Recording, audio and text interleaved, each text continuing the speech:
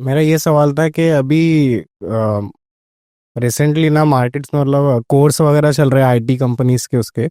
तो बच्चे कोर्स करते हैं और उसके बाद में ना फेक एक्सपीरियंस सर्टिफिकेट मतलब मिल रहा है कि हम 2021 में अगर पास आउट हुए, उसके बाद में अभी 2023 चल रहा है तो 2 साल का एक्सपीरियंस सर्टिफिकेट मिल रहा है।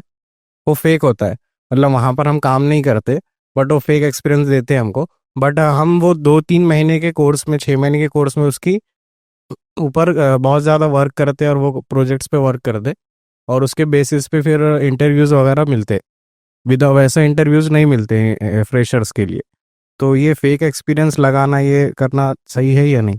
देखिए, सवाल है कि फेक एक्सपीरियंस लगाना कैसा है। तो मैं एक आपको अगर एक जुमले में ये कहूँ, फेक एक्सपीरियंस लगाना, फेक सर्टिफिकेट्स लगाना, ये गलत है, सही नहीं।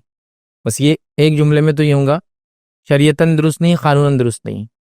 अब एक होता है फतवा इसके बाद, कि हालात ये कि सभी वो लगाते हैं, जो नहीं लगाता उसको तो लाइन में नहीं आने दे रहे, हालांकि वो डिजर्व करता है। तो फिर यहाँ हुक्म बदल जाता है। मिसाल के तौर पर, मैं एलिजिबल हूँ, गाड़ी चला सकता हूँ, मैं समझदार हूँ, रूल्स रेगुलेशन मुझे गाड़ी चलाने के पूरे मालूम है, मैं जाके एग्जामिनेशन देता हूँ लेकिन फेल हो जाता हूँ। क्यों फेल होता हूं मालूम? डॉक्यूमेंट्स पूरे हैं मेरे पास कुछ अहम कागजात फिर भी नहीं पहुंचे उन तक, जिसके नतीजे में मुझे फेल करार दे दिया जाता है। फिर मैं रीअपियर होता हूँ, फिर भी फेल हो जाता हूँ। फिर कोई एजेंट आके बोलता भाई वैसा नहीं रहता, एक लिफाफा इधर देना पड़ता, तो ये बगैर दिए कि भी हो जाता काम। मैं डिजर्व करता हूँ लाइसेंस, मैं गाड़ी चला सकता हूँ, लेकिन मुझे क्या कैसे रोका जा रहा है समझ रहे हो? मैंने जॉब की 30 साल, 40 साल, 36 साल एक गवर्नमेंट इदारे में, मेरा हक है कि मुझे पेंशन मिले, लेकिन मेरी पेंशन ही मेरे साथ काम करने वाले ही इतनी जलील हरकत करते हैं कि मुझे नहीं देते हैं। हाँ, ऐसा कैसा? इतनी ग्रेजुएटी, इतना पेंशन, तो कुछ इधर भी होना। तो मुझे क्या करना पड़ रहा है? अपना ही हक लेने क्या कर पैसे देना पड़ रहा है। तो आप अगर आप पूछेंगे रिश्वत देना लेना क्या है, हराम। लेकिन अब मसला आ गया कि मेरा जायज हक भी नहीं देता ना वो। अब मैं जॉब करके रिटायर्ड हो गया और उसके बाद भी चक्रा मारते रहो खाली, किस लिए? पेंशन मेरी मिले, पेंशन मेरी मिले। फिर क्या कर रहा हूं मैं? पैसे दे रहा हूँ। फिर क्या कर रहा हूं मैं? पैसे दे के वो चीज ले ले रहा हूँ। तो फिर ये मजबूरी हो जाती है आप। तो अगर आप ये कह रहे हैं कि ऐसे सर्टिफिकेट लेना क्या है, जायज नहीं, बोल दिया मैंने। लेकिन आप कह रहे हैं इसके बगैर कुछ हो रहा नहीं, सभी ये कर रहे हैं, मतलब वो लाइन में आपको दाखिला ही नहीं, आप डिजर्व करते जॉब, आप में सलाहियत पूरी है, आप में स्किल सेट पूरा सब कुछ है, वो बोलते हैं अंदर आने के लिए ही, दाखिले के लिए ही बताना है तुमको। तो फिर अब क्या हो गए आप? मजबूर। और मजबूर हो गए तो फिर अल्लाह से आप तौबा करें। लेकिन कंडीशन यही है इसके लिए कि आप डिजर्व करते हो वो पोजीशन, आपको आता हो वो काम जिसके लिए आप जा रहे हो। आप झूठ बोल के किसी का हक मार के ना करें, बल्कि सभी ये कर रहे हैं, लेकिन उसके बाद भी कोशिश तकवा अख्तियार करें, अल्लाह पर तवक्कुल करें और आगे बढ़े, तो अल्लाह रास्ते देखिए निकाल देता है। वो एक अलग ही चीज़ है। जो सोच लेता है कि नहीं मैं तो नहीं करूंगा, तो अल्लाह ताला उसको ऐसे ही निकाल देता। जो सोच ले कि इसके बगैर कुछ नहीं होगा, तो उसके बाद वाकई में कुछ नहीं होता। तो भी लेकिन एक हर आदमी में उतना तकवा परहेजगारी नहीं होती कि वहां तक जाए। तो अगर उसको लगता है इसके अलावा कोई चारा नहीं है, कोई चारा नहीं है, तो वो भी जो प्रोसेस से दूसरे लोग जा रहे हैं, वो प्रोसेस से चला जाए, बस ये कह सकता हूँ।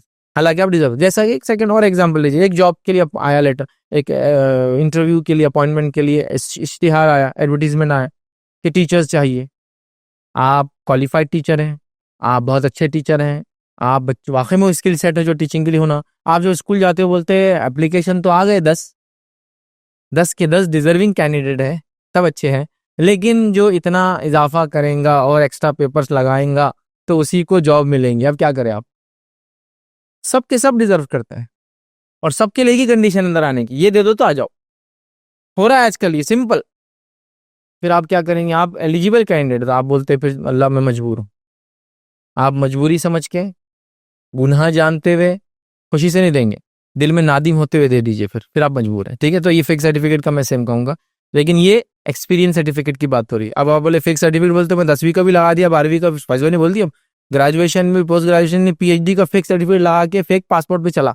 इसमें नहीं बोले ना कर सकते, अब सभी कर रहे थे मैंने कर लिया, नहीं भाई, इतना नहीं था, ये सिर्फ एक्सपीरियंस सर्टिफिकेट की बात हो रही थी हमारी। अल्लाह रहम करे। और आजकल याद रखो ये बात भी मेरी स्टूडेंट से, और आगे और भी ज़माना एडवांस ही होगा। आपको आज फेक सर्टिफिकेट की ज़रूरत नहीं है, आपको आज रियल नॉलेज और स्किल की ज़रूरत है। आपको कोई भी उठा लेता है, फेक सर्टिफिकेट के मुकाबले में आपको रियल नॉलेज और एक्सपीरियंस की ज़रूरत है। इवन आपके पास ग्रेजुएशन नहीं भी है तो चलेगा, आपके पास वो स्किल सेट है, वो क्रिटिकल थिंकिंग है, कोई भी उठा लेता है आपको, बड़ी कंपनी वाले, ठीक है। तो बहरहाल इसको समझने की ज़रूरत है। जब हम लोग ग्रेजुएशन में थे, जस्ट ग्रेजुएशन में हम लोग दाखिल हुए थे, तो मेरे से एक जूनियर एक बच्चा था, मे बी मैं 3rd ईयर में होऊंगा तो फर्स्ट ईयर ग्रेजुएशन में था, और बहुत होशियार था, लेकिन माशाल्लाह शार्प माइंडेड, बेसिक बैकग्राउंड उसका कॉमर्स से, और आगे आईटी फील्ड में। आईटी फील्ड में ना कोई भी आ सकता है, बैकग्राउंड बी वाला भी आ सकता है, बीकॉम वाला भी, सब आता है। तो वो वहां से निकल कर आया, बट जिसको कहते हैं ना, बहुत जिसको कहते हैं क्रिटिकल थिंकिंग वाला माइंड था बच्चे का। तो माशाल्लाह जब हम पोस्ट ग्रेजुएशन फर्स्ट ईयर में गए तो उसको जॉब भी लग गई थी, वो मलेशिया चला गया था तब तक, 3rd ईयर भी पास नहीं किया था, उसको जॉब मिल गई थी क्लाउड बेस्ड टेक्नोलॉजी पे। उसने उस जमाने में किया था जब क्लाउड बेस्ड टेक्नोलॉजी जस्ट, मतलब ऐसी AI अभी आया ना, 1 साल पहले तो वैसे आई थी, बस जस्ट टेक्नोलॉजी लॉन्च हुई थी, उसमें उसकी काफ़ी स्किल थी, बहुत महारत थी। अभी तो पता नहीं क्या क्या पेटेंट्स भी उसके नाम पे माशाल्लाह मलेशिया में वर्क करता है। तो तभी उसका कुछ पैकेज 60-70 लाख का उसको मिल गया था, और नॉन ग्रेजुएट होकर भी चला गया था। तो देखिए थिंकिंग, अगर आपके पास स्किल सेट है तो उनको सर्टिफिकेट की आपकी ज़रूरत नहीं। बहरहाल लेकिन मजबूरी है, हर आदमी उस लेवल का नहीं होता है, बहरहाल वो जा सकता है, फिर सर्टिफिकेट दे दे, ताकि उसके अलावा कोई चारा नहीं। बाकी लेकिन वो एलिजिबल हो, क्राइटेरिया वाइज सिर्फ एक क्राइटेरिया में फंस रहा है, जो कि मैं सभी फेक झूठ बना रहे हैं, तो बेचारा वो मजबूर है, फिर तौबा करे अल्लाह ताला से कि अल्लाह मैं मजबूर हूँ, और फिर आगे बढ़ जाए।